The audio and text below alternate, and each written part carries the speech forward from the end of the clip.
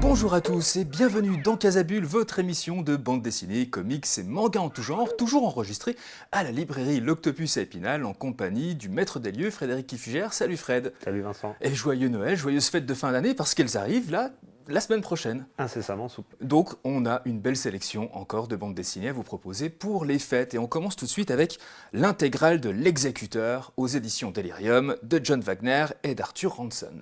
Alors on n'est pas tout à fait dans l'esprit de Noël parce que L'Exécuteur, c'est un polar sombre, noir, à l'extrême. On suit Harry Exton qui est un mercenaire sans foi ni loi, un très maître de ses émotions, hein. Le gars c'est un bloc de glace. Ouais, c'est un tueur de sang-froid. C'est un tueur de sang-froid. Et là, il a plus de boulot. Et il tombe sur un de ses confrères qui lui dit ouais, si tu veux, je peux te rencarder pour participer au jeu. Ah, qu'est-ce que c'est le jeu? Eh bien, en gros, c'est une chasse à l'homme. Tu es à la fois la proie et le chasseur, et des hommes très riches et très puissants parient sur qui va remporter cette chasse à l'homme. Ouais. Harry Exton n'a aucun problème avec ça. Tant que c'est payé, pas de souci, il peut tuer, il peut prendre le risque d'être tué, aucun problème. Jusqu'à ce que les puissants décident de changer les règles sans prévenir. Oui, c'est ça. Et là, Harry Exton n'est pas d'accord du tout. Du tout. Voilà. Donc c'est du polar noir. C'est pas de l'enquête, c'est vraiment un récit. Alors, on pourrait croire à un récit d'action, évidemment, il va y avoir Ouais. des meurtres, mais c'est surtout un récit cérébral. Parce Ouais. qu'on est vraiment dans la tête de Harry, qui est, comme je le disais, un bloc de glace. Il laisse pas. Paraître ses sentiments, ses émotions et tout ça. Et en même temps, la bande dessinée, c'est pas du bourrin du tout. Ah hein. non, on est vraiment dans l'anticipation, dans la stratégie, Ouais. et c'est glaçant de réalisme. Et ça annonce déjà, alors c'est sorti dans les années 90 au Royaume-Uni, ce sont des auteurs anglais. John Wagner a co-créé entre autres Judge Dredd. Enfin, voilà, Oui. c'est quelqu'un qui a de la bouteille, qui sait écrire des récits nerveux, sombres. Et ça fait vraiment pour moi partie des joyaux de la couronne britannique des comics, parce que c'est extrêmement bien écrit. Et que dire du dessin d'Arthur Ranson? Ah bah le dessin d'Arthur Ranson, chaque plan est vraiment habilement pensé, chaque scène est d'une fluidité incroyable au service du récit, c'est vraiment d'une très grande efficacité, il a un trait un peu rétro, mais, Complètement, oui. mais il demeure complètement efficace, son trait c'est une talent de mise en scène qui magnifie le titre. Oui, et c'était, alors là c'est l'intégrale, ils avaient sorti 3 tomes. Ouais. On suit ce mercenaire durant, le premier tome c'est vraiment la confrontation avec les puissants, et les suivants c'est les conséquences de ses actes. Oui. Et ça va pas aller en s'arrangeant. Non, ça va pas aller en s'arrangeant du tout. C'est vraiment du récit noir, alors c'est pas l'ambiance de Noël, hein, clairement, mais qu'est-ce que c'est efficace. Ouais. Et on adore détester, et en même temps admirer, c'est ça toute la dualité du personnage. Et en même temps, avec ce pitch un peu banal, j'ai envie de te dire, de chasse à l'homme, en gros, on se dit, bon, bah voilà, on retombe dans des choses, on pourrait presque penser au film avec Jean-Claude Van Damme, mais alors non, pas du tout. C'est vraiment aussi psychologique. Ouais, c'est vraiment très psychologique. Voilà. Et donc c'est un très bon mélange d'action et de réflexion, de cruauté, et ça peut être drôle si on aime un peu l'humour noir, hein, mais c'est vraiment un excellent titre que je vous conseille absolument. Ouais, c'est vraiment à lire, ça s'appelle donc L'Exécuteur, c'est un intégral aux éditions Delirium, une véritable pépite, un chef-d'œuvre à posséder pour tous les amateurs de thriller, c'est de John Wagner et d'Arthur Ranson. Alors là, on passe à quelque chose d'autre. Tu voulais nous présenter le cas David Zimmerman aux éditions Sarbacane de Lucas et Arthur Harari. Alors Lucas Harari, on le connaissait parce que avec La Dernière Rose de l'été qu'on avait présenté ici, et Arthur Harari qui était le co-scénariste par exemple du film Anatomie d'une chute. Donc ça pose un peu le personnage en matière de scénario. Voilà. Alors, Oscar du meilleur scénario quand même. quand même, oui, faut le dire. Ouais. La famille est plutôt douée dans le domaine artistique. Oui, c'est clair. Voilà. Moi, j'adore le dessin de Lucas Harari parce qu'il y a ce côté vraiment rétro, très néo-Linkler. Ouais. J'adore ces scénarios aussi parce qu'on est dans l'étrange en permanence. Ah bah là, on est vraiment dans un thriller intrigant qui ne laissera personne indifférent. Alors, David Zimmerman, c'est un trentenaire à la vie un peu triste. Son père est mort il y a des années, il a des relations un peu difficiles avec sa mère, et il est assez solitaire. Et pendant la nuit du réveillon, il va coucher avec une femme, un peu éméchée. Oui, il va dans une fête avec son ami Arthur Faugier, et puis, un peu éméché, il va coucher avec cette femme. Voilà. Le lendemain, il se réveille, mais problème, il est dans le corps de la femme. Ouais. Et son ancien lui n'est plus là. Elle est partie, ou il est parti. Alors, il est complètement perdu, donc il décide de partir à la recherche de son propre corps, Ouais. tout en donnant le change auprès de sa famille pour expliquer son absence, mais lui est toujours là. Bah oui. Et il va vite se rendre compte qu'en fait, ce n'est pas la première fois que un corps a été échangé avec un autre. Donc il y a une espèce de réaction en chaîne, et d'où l'enquête. Et c'est un thriller très psychologique, encore une fois, Oui. mais vraiment plus intimiste. Oui. Beaucoup plus dans l'étrange, dans l'impact de l'histoire familiale aussi. Ouais. Parce qu'il y a vraiment beaucoup de couches dans ce récit. C'est un album très très riche et avec une ambiance glaçante. Et ça aborde énormément de thèmes, hein. Il y a la question de l'identité du genre, de l'ouverture d'esprit, de la dualité, du fatalisme, du déterminisme, de la religion, du poids de l'hérédité aussi. Voilà, pour ses premiers pas vraiment dans la bande dessinée, Arthur Harry, là, il signe un récit mais intense, aux confins du fantastique, comme tu le disais. Ouais. Oui, parce que voilà, cette espèce d'étrangeté, elle est diffuse dans tout le récit. Ouais. Moi, ça m'a beaucoup rappelé les films de David Lynch. Oui, parce que, complètement. Et il y a d'ailleurs, je pense, quelques planches qui sont des échos directs, notamment à Lost Highway, à Mulholland Drive, avec et pourtant, ça se passe dans la banlieue parisienne. Oui. Et c'est ça aussi qui est intéressant, c'est qu'il y a un décor qui fait partie complète de l'ambiance. Ouais. Comme dans La Dernière Rose de l'été, le côté estival du sud-est, ouais. voilà, ça participait, de la Riviera, au récit. Ça participait au récit. Là, cette banlieue parisienne grise est terne. Ah mais Luca Harari, en plus, voilà, avec sa patte de velours sobre comme ça, aux accents de ligne claire, qui s'est vraiment affiné dans cet album, j'ai trouvé. Il y avait des couleurs aussi tout envoûtantes, et puis alors son sens architectural qui est dingue. Bon, il est il a fait des études d'architecte, donc ça aide un peu aussi. Mais voilà, le Paris est magnifié sous sa plume, incroyable. Oui, c'est vraiment un album surprenant. Ouais. Faut pas, moi, j'en ai limite trop dit en dévoilant le pitch, mais en même temps, voilà, il y a vraiment beaucoup de surprises. C'est intriguant, on se pose beaucoup de questions, il y a une tension diffuse tout le long de l'album, on ne sait jamais à quel moment ça va déraper, si ça a dérapé, comment ça va finir. Enfin, c'est vraiment brillant. C'est vraiment brillant. Ouais, le cas David Zimmerman n'a pas fini de vous hanter longtemps après avoir fini sa lecture, comme l'une des plus belles surprises de cette fin d'année. Donc ça s'appelle Le cas David Zimmerman, c'est aux éditions Sarbacane et c'est de Lucas et Arthur Harari. Alors, on va passer à complètement autre chose. Minuit passé aux éditions Delcourt de Gaël Génillère, qui nous avait ravis déjà avec Le Jardin Paris. Voilà. Un roman graphique fantastique aux illustrations lumineuses. En gros, on va dire que ça reprend le cliché de la maison victorienne un peu hantée. Oui. Sauf que pas du tout. Voilà, ça reprend le cliché pour mieux le détourner. On suit un héritier qui a racheté à ses sœurs la maison familiale où il a grandi mais dont il n'a plus aucun souvenir. Ouais. Et il y retourne avec son fils. Il y retourne avec son fils pendant que son épouse est éloignée. Et il a des insomnies là-bas. Et il commence à voir des ombres arriver dans des endroits où il ne devrait pas y avoir d'ombre. Et son fils lui parle de présence. Et donc là, on se dit, maison hantée, Londres, 19e, on a déjà tout vu ça. Pas du tout. Non. Parce que c'est pas une maison hantée maléfique. Ouais. C'est vraiment un conte joyeux, lumineux, chaleureux. Oui. Les souvenirs d'enfance que des fois on oblitère, on cache, on oublie, pas forcément volontairement, et qui, à l'âge adulte, ressurgissent. Et Gaël Génillère a fait vraiment un travail énorme sur les costumes. Oui. On sent qu'elle a une appétence pour le vêtement. Oui, il y a une élégance dans les draperies, dans les vêtements. Enfin, tout participe à l'ambiance. Alors oui, ça fait... Alors c'est un peu... L'ambiance est sombre et lumineuse à la fois. Il y a une certaine dichotomie dans cet album-là, parce que c'est vrai qu'on peut avoir peur, et comme tu le disais, mais en même temps c'est très très lumineux. Et c'est réconfortant. On se sent comme dans un cocon, parce que on prend ce cliché à contre-pied.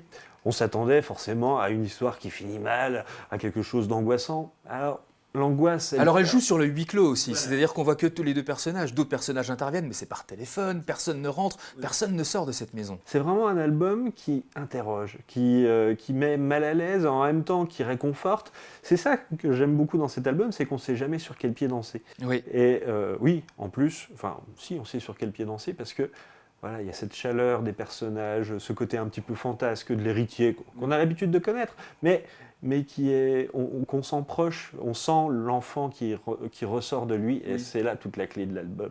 Voilà. Oui. Ouais, c'est vraiment chouette avec des illustrations magnifiques là, de Gaël Genlier, très numériques, aussi captivantes, très travaillées, raffinées, très léchées, parfaitement colorisées.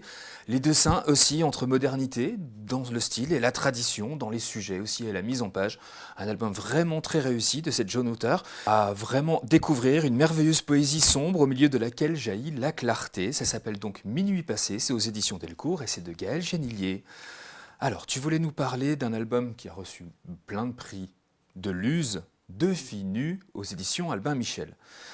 Histoire d'une toile peinte par un artiste tzigane dit, entre guillemets, dégénéré sur un siècle de tumulte politique du point de vue subjectif de la dite œuvre. Une claque narrative vraiment inspirée, riche de sens et géniale. T'as presque tout dit en fait. Bah oui, parce mais que on n'a pas raconté l'histoire. Luz part d'un fait réel, ce tableau qui a été peint, Oui. et qui va passer de main en main depuis sa création. On assiste à sa création d'ailleurs, jusqu'à ce qu'il finisse dans un musée dans les années 2000.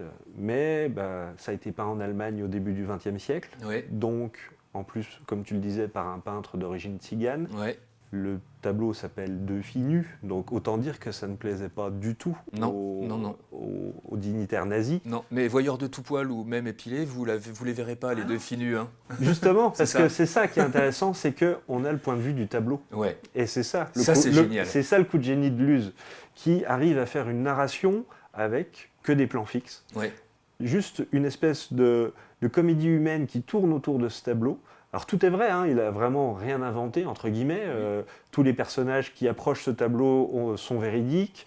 Tout ce qui s'est dit, enfin, il a fait un énorme travail de recherche d'histoire de l'art. Incroyable, ouais. Et c'est vraiment passionnant. Et surtout, alors voilà, au-delà du côté bonne idée de mise en page, c'est un plaidoyer pour l'art doit toujours déranger. Oui. Et ce qui est tout à fait cohérent avec la position de Luz, Oui. évidemment. Et avec son histoire récente. Avec son aussi, histoire personnelle, voilà. De Charlie Hebdo. Survivant de Charlie Hebdo, lui qui était toujours là pour choquer, en disant que l'art doit choquer, et ben voilà, là il fait un rappel historique sur, oui, l'art a déjà choqué, voilà pourquoi, entre autres, il faut continuer à ce que l'art choque. Oui. Et c'est très pertinent à l'heure actuelle, ça fait réfléchir, c'est drôle quand même, parce que c'est Luz. C'est Luz. Donc il y met beaucoup d'énergie, oui, beaucoup de lui. Il y a de l'humour noir, énormément d'humour noir. Voilà. Ouais. C'est vraiment brillant. Justement, ce cadrage, son découpage, le tableau sert vraiment de caméra au lecteur et on voit ce qui se passe par le prisme comme si on était, nous, ces deux filles nues et qui regardaient, les gens qui regardent ce tableau. C'est juste génial, moi j'ai trouvé ça vraiment génial, ouais. C'est vraiment une mise en scène très pertinente. Ouais. Voilà. Et puis alors son dessin, il y a tout en nuances, de brincole à l'époque, les œuvres d'art au crayon de couleur aussi détonnent vraiment. Les protagonistes ont des gueules de fous furieux, enfin le dessin de Luz là, il m'a ravi de chez ravi. Et puis sa mise en page, c'est comme un puzzle aussi qu'on a envie de reconstruire quand on suit justement l'histoire de ce tableau et cette histoire-là que Luz a voulu nous raconter. C'est vraiment bluffant et on comprend pourquoi, il a eu le grand prix de la critique de bande dessinée, notamment. C'est ça, exactement. Ça s'appelle donc Deux filles nues, c'est vraiment passionnant. Déshabillez-vous, d'ailleurs, la séance va commencer. C'est aux éditions Albin Michel et c'est de Luz. Alors on passe maintenant à du conte, j'ai envie de te dire, mais du conte un peu bizarre. Ça s'appelle Monarque, c'est aux éditions Helvétiques, de Guillaume Plassans et de Rome Montalban. Rome Montalban, dessinateur, vidéaste, créateur de formes multidisciplinaires, de spectacles de danse, de dessins, de films d'animation, de vidéo-danse. Il touche à tout celui-ci, ouais. Et Monarque, en fait, c'est une suite aux fables de La Fontaine. C'est ça. Le monarque, c'est évidemment le lion. Le lion. Voilà. Le roi Louis. Le roi Louis, qui doit trancher des conflits perpétuels entre les corbeaux et les renards. Oui, on se demande bien d'où ça vient. Oui. Je ne vais pas en dire plus, parce que c'est vraiment une continuation de l'œuvre de La Fontaine, alors, dans la forme, parce que il parle en alexandrin. Ah oui, ça c'est ravissant. Les dialogues sont en alexandrin. Et c'est chapitré en actes, c'est comme une pièce de théâtre, cette bande dessinée. Il y a vraiment tout un côté référence à la culture classique qui marche très bien, parce que tout le monde l'a, enfin je veux dire, tout le monde connaît les fables de La Fontaine. Et en même temps, il y a le respect de cette œuvre originale, et il y a cette innovation de se dire, il faut quand même y aller, pour se dire, je vais faire une suite à La Fontaine, pas de problème. Oui, c'est clair. Eh bien si, ça marche, parce que... évidemment, le roi Louis, le roi lion qui est sage et tout, il a un fils qui n'est pas du même bois, on va dire ça comme ça. Ce petit fil narratif va être exploité. les puissants, tout ça, voilà. Donc ça va continuer l'œuvre de La Fontaine tout en l'enrichissant, et surtout graphiquement, il y a aussi quelque chose. Il y a vraiment un trait. On voit que c'est pas quelqu'un qui fait de la BD, parce qu'il a des tics qui viennent d'ailleurs. Et il a une puissance de cadrage et de traits qui surprend. Voilà. Et c'est ça que j'ai trouvé intéressant dans cet album. Les dessins sont magnifiques. Les personnages sont noirs et blancs. On a par chapitre des couleurs d'arrière-plan qui sont unicolores, mais totalement différentes sur les chapitres aussi.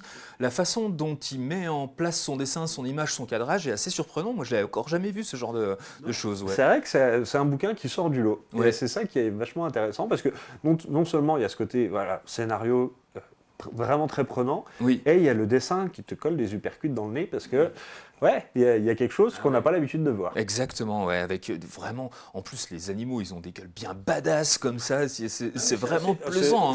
Alors oui, c'est pas pour les enfants. Non, c'est pas pour les. Ah non, c'est clairement pas pour les enfants. Même l'agneau a l'air mauvais, le petit agneau, il a l'air mauvais. Et puis comme tu le disais, les références, tout était en alexandrin, référence à la langue française, à la littérature française. J'ai adoré moi cette tirade aussi, presque une référence au Roi Lion. Si vous vous exprimez sur la place publique comme un vulgaire chat, un poulet ou un porc, ces derniers se diront qu'on leur ressemble alors. Adieu la monarchie, bonjour la République. Voilà. Tout est dit dans cette petite tirade. Monarque est un roman graphique audacieux qui ne manquera pas de vous charmer. Vous, lecteurs et lectrices, passionnés de poésie et d'œuvres d'art, c'est une véritable réussite. Ça s'appelle donc Monarque aux éditions Helvétiques, c'est de Guillaume Plassans et de Rome Montalban. Alors on passe à du manga maintenant, Fred. Tu voulais nous présenter La légende d'Amo, chasseuse de dieux, aux éditions Mangetsu de Nobuaki Tadano. J'ai envie de te dire la bienvenue dans un monde de violence, de magie, d'êtres surnaturels, de divinités, d'humains malfaisants, de trahison, de prédictions. C'est un vrai foutoir cette bande dessinée. Ouais, c'est ça qui est bon. Alors déjà, point notable, one shot. Oui, one shot. Histoire complète, un seul tome. Ouais. Un beau tome. Un beau tome. Mangetsu a soigné la fabrication, c'est un grand format, enfin pas un grand format manga, reliure cartonnée, voilà, ça fait un beau cadeau. Voilà. C'est vraiment un récit, on va dire, dans la tradition du Japon médiéval, avec les dieux qui prennent part au monde. Et Amo, c'est une jeune villageoise qui accompagne, alors qu'elle ne devrait pas, un chasseur. Seuls les hommes ont le droit de chasser dans la forêt et ils doivent uniquement chasser les bêtes sauvages, celles qui sont marquées de la marque de la déesse, celles qui ont 2 barres sur le dos. Et les femmes n'ont absolument pas le droit. Elle l'accompagne parce qu'elle est un peu amoureuse, il faut le dire. Lui, il est très fier de montrer ses talents, mais elle en a presque plus que lui. Arrive un accident, la déesse se rend compte que une femme a chassé, elle s'en amourache du promis d'Amo, et ça va partir en cacahuète. C'est ça. Ça va partir salement en cacahuète, parce que Amo n'est pas à la façon japonaise. Voilà, Amo n'est pas seulement une simple villageoise, elle a été recueillie bébé. En fait, c'est une demi-déesse. Et c'est là où ça devient intéressant, c'est que tout ce côté culturel japonais traditionnel est mélangé avec notre apport de la mythologie grecque, avec ces demi-dieux qui servent à faire le pont entre les humains et les hommes, à bousculer les dieux pour qu'ils prennent enfin leurs responsabilités. Et c'est ça qui est intéressant. Alors évidemment, tout son village va être rasé, et ça va être l'occasion pour Amo de partir loin de chez elle et d'embrasser sa destinée. Donc c'est un récit ultra classique dans la trame, mais en même temps, avec ces petits twists à l'intérieur qui font que j'avais jamais lu ça. Et ça, c'est intéressant. Et puis visuellement, c'est de la folie à chaque planche, j'ai envie de te dire. Moi, c'est la grande classe. Manga. Ouais, non, là, c'est vraiment beau. Hein. C'est vraiment beau. Un beau dessin réaliste, détaillé. Pas de grands yeux déformés à tout va. Un rythme qui mélange le contemplatif quand il y a la nature, les scènes de forêt et l'action quand il faut, parce que il y en a, c'est pas une tueuse de dieu pour rien. Et voilà, c'est un très bon récit one-shot, à partir de 16-17 ans, on va dire, parce que ça castagne fort. Ça castagne bien quand même. Ça castagne fort quand même, mais il y a du fond, la forme est bien, le contenant est magnifique. Voilà, c'est un très bon manga. Et en one-shot en plus, que demande le peuple. Bah c'est ça, en one shot, ça fait du bien les mangas en one shot, pas avoir des séries de 60 mangas, c'est super. C'est vraiment une véritable petite bombe, aux accents un peu de Miyazaki aussi, j'ai Pour une trouvé, fois, à c'est ne vrai pas que louper. l'accroche du bandeau promotionnel n'est pas fausse. Ouais. Ça rappelle Princesse Mononoke. Oui, Voilà, c'est vrai. notamment. Ça s'appelle donc La légende d'Amo, chasseuse de dieux, aux éditions Mangetsu de Nobuaki Tadano. Alors là, tu voulais nous parler d'une petite fin, enfin d'une fin d'un triptyque. The Conqueror, tome 3, Central Dark aux éditions Ankama d'Eric Erangel. Eric Erangel qui conclut cette épopée. Voilà, ça c'est typiquement de la bande dessinée fun. Ouais. Voilà, c'est ce qu'on a envie de lire quand on veut s'évader. Ouais, En gros, le pitch, je le rappelle, King Kong n'est pas mort en 1933 au sommet de l'Empire State Building. Il a survécu, il a gardé sous sa coupe Manhattan. ouais. 15 ans passent, l'US Air Force a déployé un escadron pour surveiller Manhattan, qui est devenu un no man's land. Plus personne n'a le droit d'y aller parce que c'est trop dangereux. Évidemment, une tête brûlée va faire n'importe quoi, va se cracher dans Manhattan, et c'est parti pour une grande exploration de cet univers, ou de ce New York post-apocalyptique où King Kong règne en maître, mais il y a aussi des dinosaures. Ouais. Il y a aussi ceux qui n'ont pas pu quitter New York en 1933. Et voilà, j'en dis pas plus. Et puis il y a un petit teckel super adorable qui est dans la bande dessinée aussi. C'est ça, c'est un mélange vraiment improbable d'aventure, de références cinématographiques, d'humour, parce que ça pulse à fond la caisse. On rigole tout le temps parce qu'il y a vraiment des rebondissements inattendus. Il y a ce côté pulp qui est vraiment assumé. Ouais, il y a des étrangetés tonitruantes tout au long de l'album, oui, c'est vrai. Mais ça marche parce que Eric Erangel donne beaucoup de lui dans son dessin. Ah ben ça. Et là, son New York est incroyable. Le dessin est fantastique. Et fantastique. Ah là, dans son dessin, là, il y a de la démesure, vraiment. L'artiste se livre à nous dans un réalisme décapant, gorgé d'une énergie hors norme et inspiré de l'époque des années 40, comme tu le disais. Pouah. C'est vraiment une claque visuelle. Ouais. D'autant plus quand alors les éditions Corrette ont eu la très bonne idée de sortir une intégrale de la version noir et blanc et en l'ancrage. Mon Dieu, qu'est-ce que c'est beau! Non, franchement, ça c'est un plaisir pour les yeux, c'est un plaisir pour le fun. C'est vraiment de la pure BD de détente. Ouais. On s'éclate, on se marre, on est surpris. Voilà. Encore une fois, tout est là, quoi. Ouais. Une série vraiment, vraiment à acheter. Ça s'appelle donc The Conqueror. Là, c'est le tome 3, dernier tome. Ou peut-être pas, en fait. Il laisse une petite mini pour revenir dans ouverture. l'univers, il y a une autre histoire dans le même univers, mais je pense que ça finira par C'est ça. Donc, c'est de Eric Erangel et c'est aux éditions Ankama. On vous le conseille vraiment.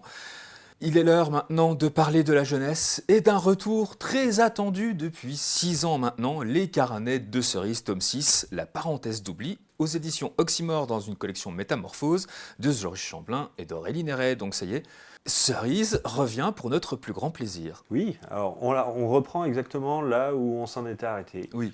Sa mère a rencontré un nouvel homme qui a un fils, Valentin, qui est beaucoup plus petit que Cerise. Et toute cette famille recomposée décide, pour nouer des liens, de partir 1 an en voyage autour du monde. Ouais. Mais attention, on est en 2024. Oui. Alors, c'est un voyage écolo. Oui, c'est ça. On prend pas l'avion. On reste chez l'habitant. Voilà, c'est vraiment un... Il y a une empreinte carbone qui doit être à 0. Ça, et puis c'est vraiment le vœu de Cerise, elle est très très impliquée. Elle est très impliquée, mais en fait c'est une gamine de notre époque. Ouais, et c'est ça qui est assez surprenant et qu'on ne voit pas tant que ça dans la BD jeunesse, quoi qu'on le voit de plus en plus, mais elle a une conscience écologique, elle a une conscience familiale, elle se rend bien compte que il va falloir faire des efforts parce qu'il va falloir qu'elle partage sa mère avec qui elle avait une relation exclusive, il va falloir qu'elle noue des liens avec son beau-père, avec son petit frère, voilà. Donc c'est vraiment une bande dessinée jeunesse toute douce, c'est plein de bons sentiments. Ouais. Là clairement, vous voulez faire du bien à une gamine, lui montrer que malgré tout ce qu'on entend, non, tout ne va pas mal, on peut essayer de faire quelque chose autour de nous pour que nos proches se sentent mieux. Voilà, c'est les carnets de Cerise, c'est ça. Oui. Et il y a toujours ce côté introspectif avec, justement, elle note, elle fait son journal intime, d'où le titre Carnet de Cerise. Oui. Et puis, toujours, justement, avec ses pages de BD, alternées avec ses pages de son journal intime et tout ça. Et puis le dessin d'Aurélie Néret, ça c'est quand même toujours un régal visuel. Ah oui. Avec des couleurs très douces, très pastel, presque aquarelle. C'est des dépaysements incessants, je trouve. On est bercé, on rentre totalement dans cette bande dessinée. Il y a un rythme doux, tendre. Enfin, Ouais. voilà, c'est vraiment une BD doudou. C'est un nuage, cette bande dessinée, ça. oui, c'est clair. Ça fait s'évacuer la tête. Voilà, Ouais, c'est ça. ouais, exactement. Donc on vous le conseille, c'est le grand retour de cette épopée des carnets de cerises. Là, c'est un tome 6, du coup, La parenthèse d'oubli aux éditions Oxymore, collection Métamorphose, de Joris Chamblin et d'Aurélie Néret. Et ben voilà, on a terminé pour cette année, Fred, nos chroniques de bande dessinée. Je vous remercie beaucoup tous de nous avoir suivis. Je vous rappelle que cette émission est toujours disponible en podcast sur le site de Vosges Télévision à la rubrique Culture et que vous pouvez retrouver toutes ces chroniques de façon séparée sur notre chaîne YouTube Petit Casibule. N'hésitez pas à vous abonner. Fred, passe de bonnes fêtes de fin d'année, un joyeux Noël avec plein de lectures de bande dessinée. Et puis nous, on se retrouve l'année prochaine. Joyeux Noël et bonnes fêtes de fin d'année à tous.